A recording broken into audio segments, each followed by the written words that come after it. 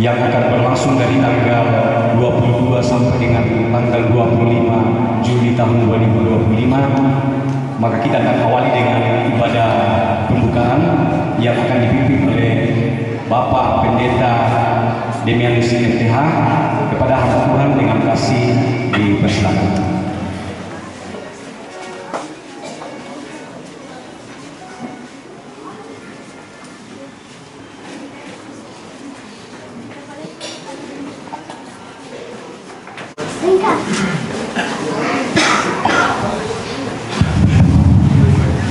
Shalom, selamat sore. Sebelum memulai ibadah kita, mari Bapak Ibu, saudara-saudara jemaat dikasih Tuhan, kita mempersiapkan hati dan pikiran kita masuk dalam hadirat Allah dengan kerendahan hati dan ucapan syukur.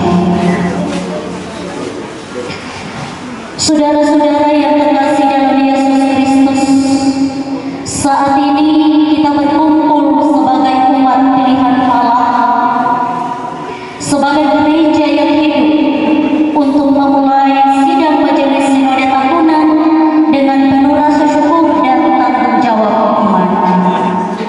Sidang ini bukan hanya sekedar rapat organisasi, tetapi adalah persekutuan kudus yang mencari kehendak Tuhan bagi arah dan panggilan gerejanya di dunia ini. Mari kita mengarahkan hati kita dan pikiran kita kepada Tuhan yang memanggil kita bukan hanya untuk bekerja, tetapi untuk setia, yang memimpin bukan hanya melalui suara mayoritas, tetapi melalui suara Roh Kudus.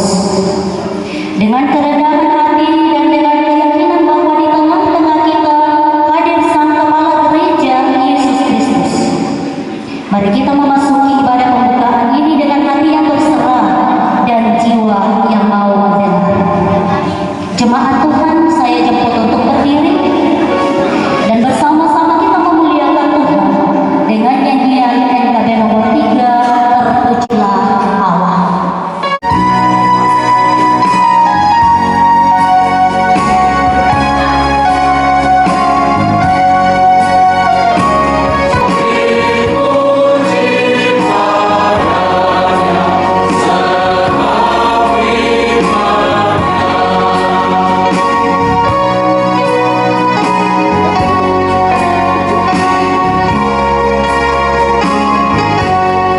Ibadah pembukaan sidang Majelis Sinode Tahunan Gereja Raja Mamasa pada saat ini berlangsung dalam pertolongan kuasa Allah Bapa, Tuhan Yesus Kristus, dan Roh Kudus. Kasih karunia dan damai sejahtera Allah hadir di antara kita. Amin. Saudara-saudara dikasih Tuhan, kita adalah satu tubuh Kristus dan masing-masing adalah anggotanya.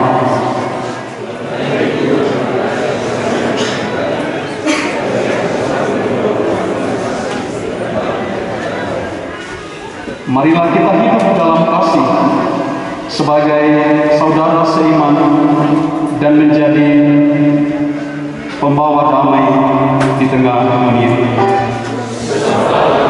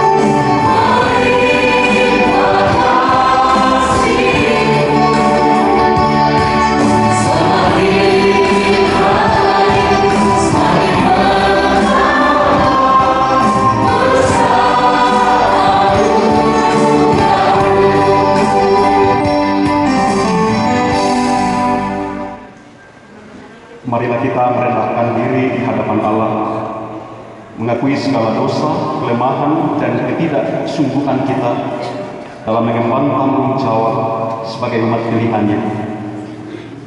Ya Tuhan, kami mengaku bahwa dalam perjalanan kami sering mementingkan kepentingan pribadi daripada kehendak-Mu dan kebaikan jemaat-Mu. Kami mengakui bahwa kami kurang setia mendengar suara-Mu dan mudah terpecah oleh perbedaan pendapat dan ego kami sendiri. Kami lalai menjadi hamba-Mu yang rendah hati dan saling melayani.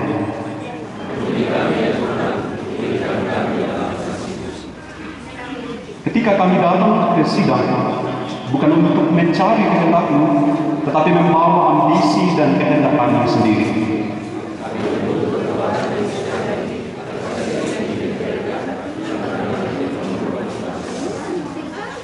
Ya Tuhan, kami memohon dan mengaku, kuduskanlah pertemuan ini, agar kami berjalan dalam terang dan kebenaran firman-Mu.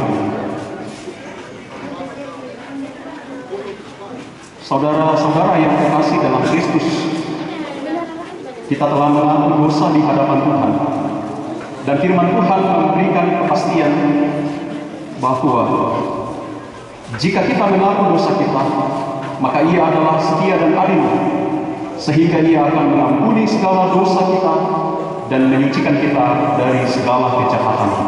Pertama Yohanes 1 ayat 9. Sebelum kita masuk dalam pelayanan firman, pembacaan dan renungan firman Tuhan, mari kita berdoa mohon bimbingan Roh Kudus.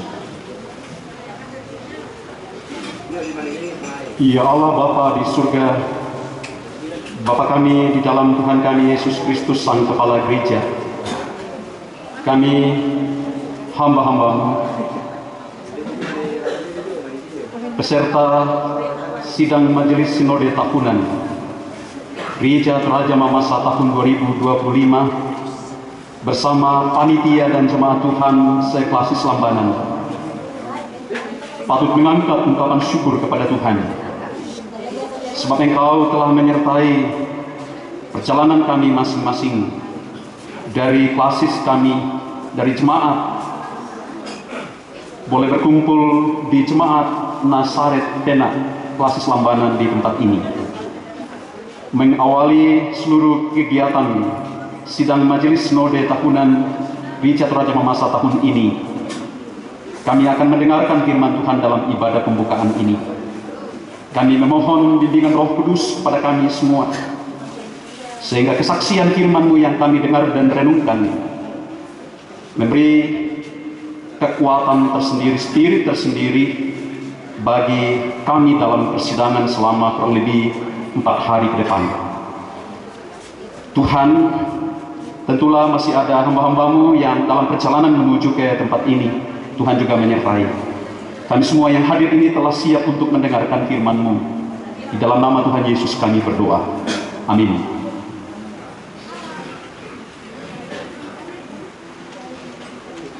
Ibu bapak saudara-saudara yang kekasih di dalam Tuhan, saya mempersiapkan pembacaan Alkitab dalam ibadah pembukaan sidang Majelis Sinode Tahunan di tempat ini dari Kitab Perjanjian Baru, Kisah Para Rasul pasal 15 ayat 1 sampai ayatnya yang ke-11.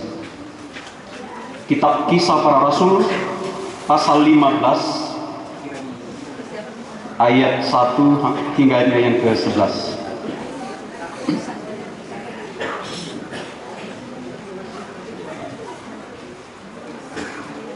Sidang di Yerusalem. Beberapa orang datang dari Yudea dan mengajarkan kepada saudara-saudara seiman, jikalau kamu tidak disunat menurut adat istiadat yang diwariskan oleh Musa, kamu tidak dapat diselamatkan. Namun Paulus dan Barnabas dengan keras melawan dan membantah pendapat mereka itu. Akhirnya ditetapkan supaya Paulus dan Barnabas serta beberapa orang lain dari jemaat itu pergi kepada rasul-rasul dan penatua-penatua di Yerusalem untuk membicarakan persoalan itu. Mereka diantar oleh jemaat sampai keluar kota.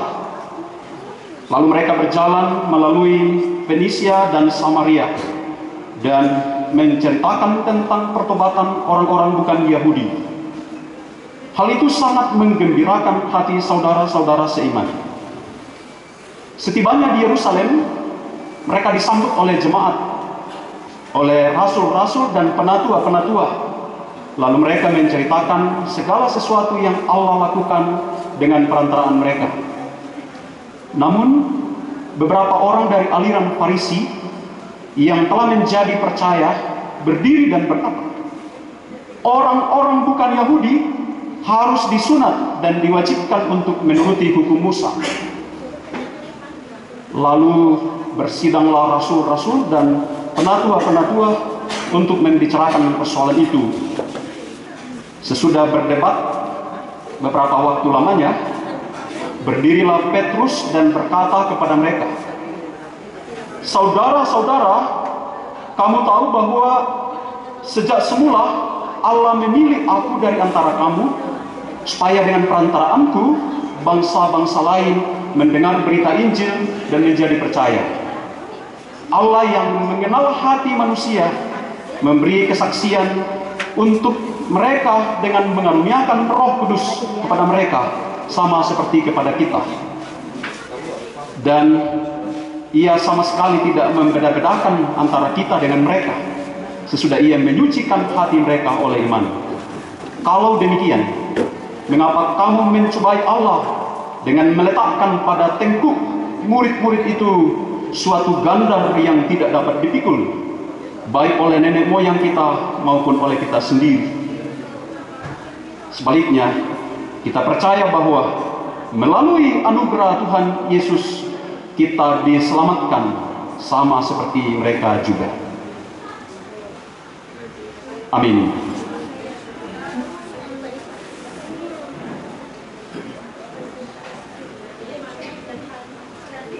Selamat sore dan selamat datang Bapak Ibu hamba-hamba Tuhan, baik anggota Majelis Sinode maupun juga seluruh jemaat dan panitia yang ada di Klasis Lambanan di tempat ini. Tentu kita bersyukur karena ini sidang Majelis Sinode tahunan terakhir di periode ini, dan tinggal setahun masa pelayanan kita untuk periode ini, baik di jemaat, klasis maupun di sinode, akan selesai. Persidangan ini penting bagi kita, dan tentu kita tahu, kita semua paham apa esensi dari persidangan ini. Semasa saya masih pemuda, pernah melihat dan mendengar beserta dalam sebuah sidang majelis berbicara keras karena pendapatnya tidak langsung diterima. Ya, sebenarnya babakan sudah ditutup, tapi dibuka babakan istimewa supaya mengakomodir orang itu. Sampai ia pukul meja, dan sesudah sidang ada orang yang mengatakan Bapak itu memang hebat, dan kalau Bapak itu bicara dia ditakuti. Saya tidak terlalu mendengar apa esensi dari pembicaraannya, tapi yang saya lihat, yang saya dapat kesan bahwa ternyata memang dahulu, mungkin sudah tidak ada sekarang, kalau ada orang yang mempertahankan argumennya dan tidak langsung diakomodir, kadang-kadang emosional. Ya, saya juga pernah dapat saya di Polewali, sejak komisi ada peserta angkat kursi, tapi bukan kursi besar, kursi plastik. Ya, kursi plastik. Kalau konteks sekarang ada orang yang pukul meja dan angkat-angkat kursi dalam persidangan biasanya diketahui di belakang. Lea, iya, diketahui di belakang. Tidak langsung diketahui di ruang sidang, tapi diketahui di belakang. Kesannya bahwa kurang-kurang pantas untuk pukul meja atau ada aksi-aksi lain yang menunjukkan ketidakmampuan menahan emosi.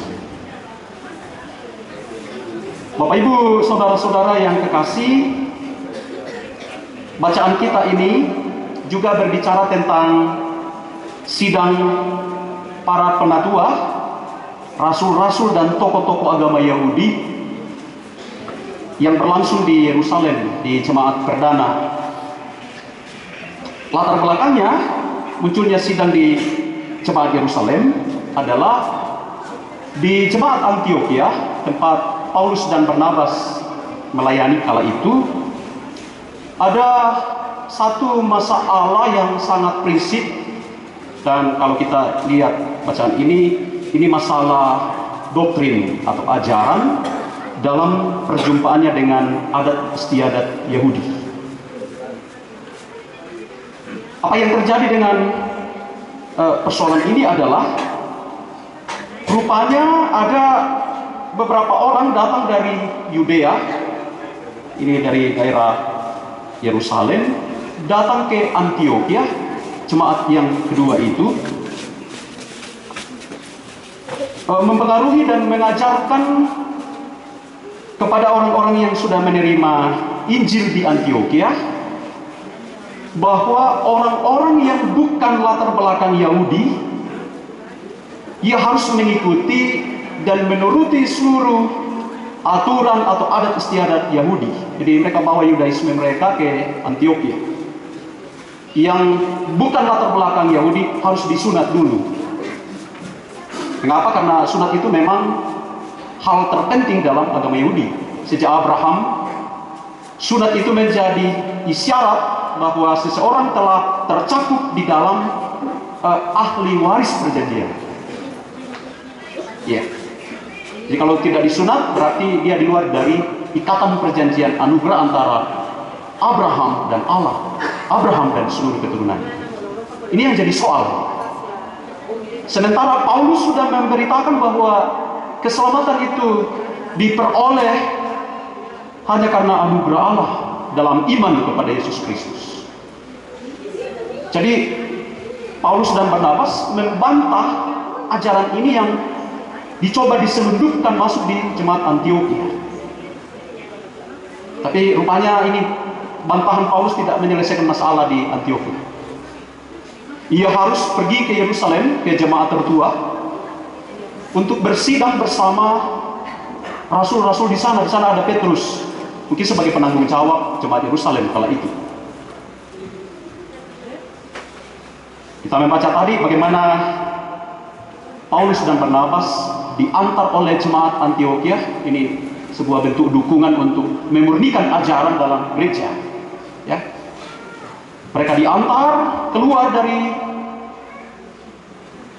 tempat itu menuju ke Yerusalem, tapi harus melalui perjalanan yang panjang.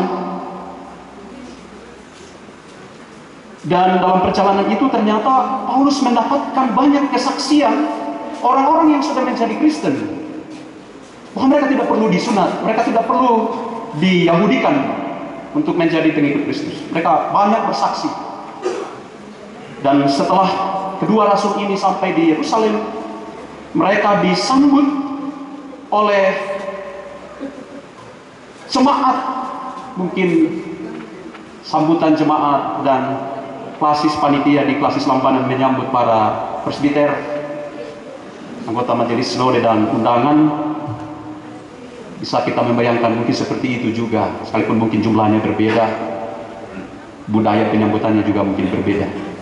Tapi menarik di ayat 4 bahwa jemaat dan rasul-rasul di Yerusalem, para penatua di sana, menyambut kedatangan Paulus dan Barnabas untuk bersidang.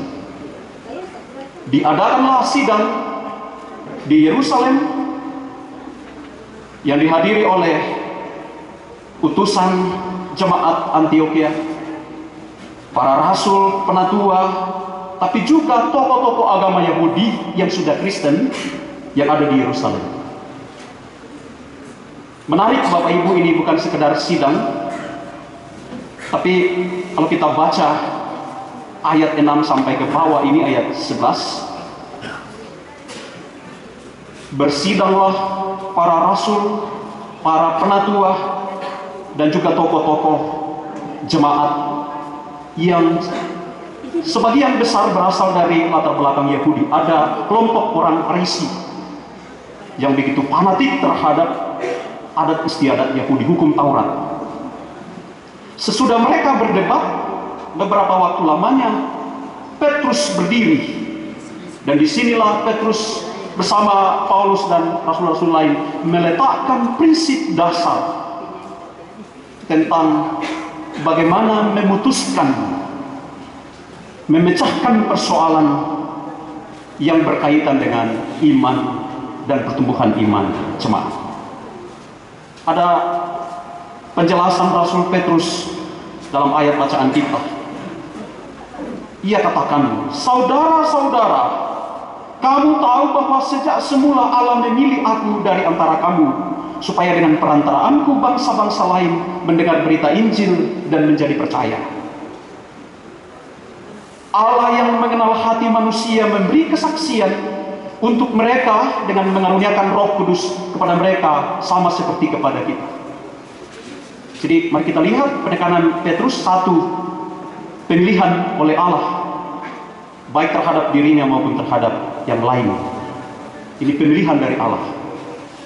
Dua, bagaimana Petrus menekankan pekerjaan karunia Roh Kudus yang bekerja di dalam hati setiap orang percaya, sehingga mereka menerima kebenaran, yaitu Injil Kristus. Jadi penekanan pada karya Roh Kudus. Dan ia sama sekali tidak membeda-bedakan antara kita dengan mereka sesudah ia menyucikan hati mereka oleh iman. Kalau demikian, mengapa kamu mencobai Allah dengan meletakkan pada tengkuk murid-murid itu suatu gandar yang tidak dapat dipikul, baik oleh nenek moyang kita maupun oleh kita sendiri? Di Petrus mau keputusan persidangan itu didasarkan pada kehendak Allah, bukan pada kehendak dan keputusan manusia. Apa yang mau dikatakan dari bacaan ini Bapak Ibu kepada kita? Melalui persidangan ini, sidang Majelis Sinode Tahunan Gereja Toraja Mamasa yang terakhir, makna dan pesan dari kesaksian firman Tuhan ini penting untuk kita hayati, sehingga dapat memberi inspirasi yang mewarnai persidangan kita. Persidangan ini penting untuk membicarakan persoalan-persoalan dan kebutuhan pelayanan kita di Gereja Toraja Mamasa setahun ke depan. Seperti para rasul, para penatua, dan peserta sidang pertama di Yerusalem, kita juga di sini selama 3 hari ke depan akan bertukar pikiran, tukar pendapat untuk memecahkan berbagai persoalan yang kita hadapi bersama, baik di jemaat yang akan disuarakan oleh para presbiter yang juga adalah anggota majelis sinode, atau dari klasis, atau yang kita gumuli secara sinodal, atau juga melalui penata layanan kategorial. Kita akan beradu gagasan untuk merumuskan penjabaran dan strategi pelayanan kita setahun ke depan. Tujuannya adalah untuk pertumbuhan iman kita semua sebagai warga Gereja Toraja Mamasa. Tema sidang Majelis Sinode Tahunan ini masih tetap konsisten pada tema sidang Majelis Sinode Am di Latahang 4 tahun yang lalu. Aku adalah yang awal dan yang akhir. Maka tema ini perlu menjiwai semua bentuk pelayanan dan kegiatan organisasi atau kegiatan kelembagaan kita dengan keyakinan pada kuasa dan kehendak Sang Alfa dan Omega yang memimpin gereja ini dari awal sampai akhir. Kehendaknya lah yang mesti mengarahkan pelayanan kita, sebagaimana Paulus dan juga Kefas atau Petrus meletakkan dasar dalam persidangan di Yerusalem untuk memurnikan ajaran, dan bagaimana jemaat hidup dalam kebenaran Injil.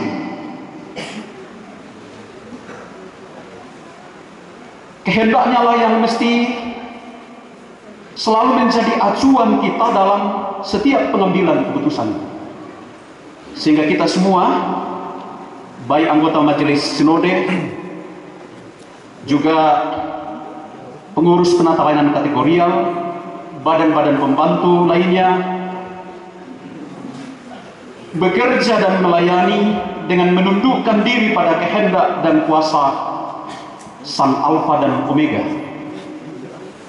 Bukan kehendak dan ambisi pribadi kita yang jadi dari awal sampai akhir, baik persidangan ini maupun juga dalam penata layanan kita di lingkup jemaat, klasis, dan sinode. Inilah yang Petrus juga maksudkan ketika ia meletakkan dasar di dalam sidang di Yerusalem bersama Paulus yang membawa pergumulan dari Antiokhia. Ia mendasarkan pandangan dan keputusannya terhadap persoalan yang digumuli di jemaat didasarkan pada pandangan Allah. Ini penting, dan ini mesti selalu menjadi pertanyaan kita Bapak Ibu ketika kita rapat sidang entah di jemaat, di klasis, dan sinode. Sejauh mana keputusan-keputusan yang kita ambil, pertimbangan-pertimbangan yang kita ambil itu selalu bertanya, apakah ini sesuai dengan kehendak Allah, apakah ini sejalan dengan pandangan Allah melalui firman-Nya atau tidak. Salah satu penekanan Petrus adalah bagaimana mendasarkan keputusan itu di bawah pimpinan Roh Kudus.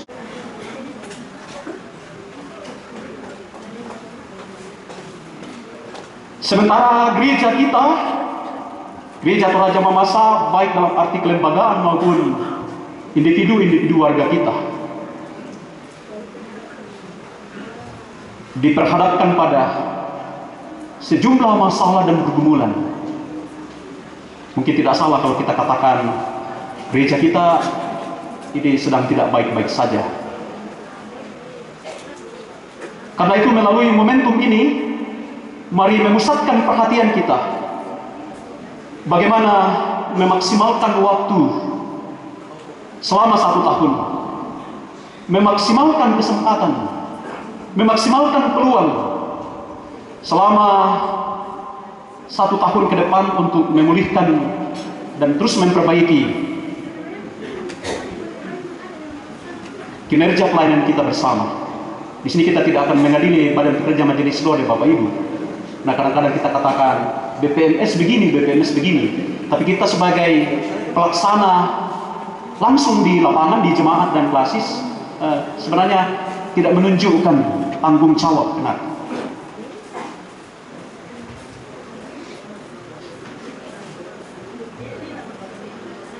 Saya kira kita semua hadir di sini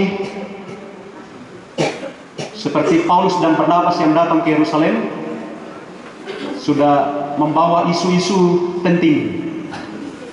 Mungkin ada yang berkaitan dengan ajaran yang perlu terus dijaga kemurniannya, atau mungkin yang ada yang sedang bergumul dengan perjumpaan pelayanan dengan konteks sosial budaya, adat istiadat seperti yang digumuli di Antiokhia. Iman jemaat di Antiokhia diperhadapkan dengan adat istiadat Yudaisme, atau pergumulan-pergumulan bersama dalam masyarakat, terutama kita dalam konteks Mamasa dan Sulawesi Barat. Isu-isu itu yang mesti didiskusikan di sini dan ada solusinya. Bagaimana langkah-langkah konkret menghadirkan Injil yang menyelamatkan itu paling kurang jangka waktunya 1 tahun ke depan. Karena Juli 2026 kita akan bersidang Sinode A. Prinsip sidang gerejawi adalah suara terbaik yang alkitabiah adalah suara Tuhan. Beda dengan sidang duniawi, sidang-sidang sekuler. Dalam gereja tidak selamanya suara terbaik itu adalah suara Tuhan atau suara terbaik. Karena itu mesti sidang ini lebih pada bagaimana diskusi-diskusi gerejawi. Itu jauh lebih efektif. Karena itu teman-teman kita di Gereja Toraja, mereka katakan rapat kerja. Sehingga sidang yang kadang-kadang sangat formal, menghabiskan energi hanya untuk berdebat itu, marah-marah, gontok-gontokan itu tidak bermanfaat untuk pertumbuhan dan perkembangan gereja. Saya kira jelas sekali bagaimana Paulus, Barnabas, Petrus dan rasul-rasul lain, sekalipun kita tidak lihat apa hasil sidang mereka, tidak ada dokumen mereka, tidak ada arsip yang disimpan di Yerusalem, tapi kita melihat bagaimana sidang ini tema renungan saya, bersidang di bawah terang kehendak Allah, membicarakan, menggumuli, memutuskan di bawah terang kehendak Allah. Selamat bersidang. Kiranya pimpinan dan kasih Kristus sang awal dan akhir menyertai kita dalam persidangan ini, dan semuanya dilahirkan, diputuskan untuk kemuliaan Tuhan demi Gereja Toraja Mamasa yang utuh, mandiri dan misioner. Tuhan Yesus memberkati kita semua. Amin.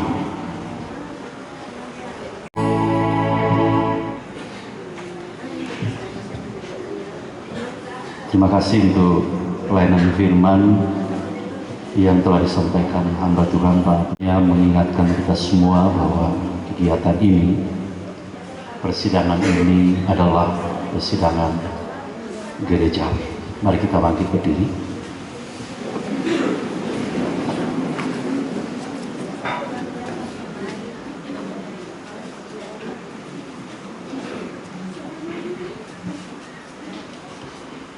Sidang Majelis Sinode Tahunan Gereja Toraja Mamasa tahun 2025. Tema Aku adalah yang awal dan yang akhir.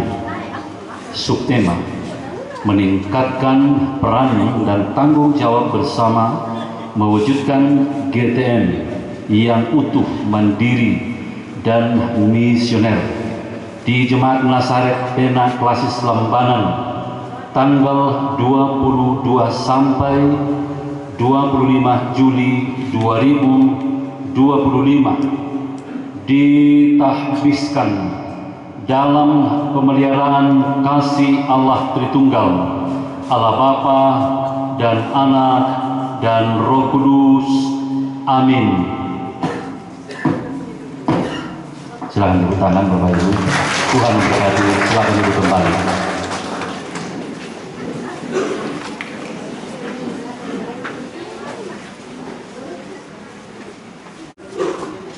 Bapak Ibu, tiba saatnya kita akan menyatakan persembahan syukur kita kepada Tuhan sebagai respon iman kita atas kebaikan Tuhan yang dinyatakan dalam kehidupan kita.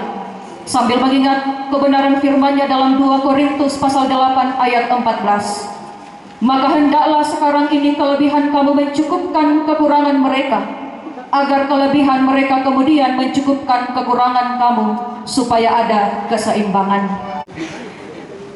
Di samping kita menyatakan persembahan syukur kita di hadapan Tuhan, mari bersama kita mengangkat pujian PKJ 146, bait pertama sampai bait ketiga. Bawa persembahanmu.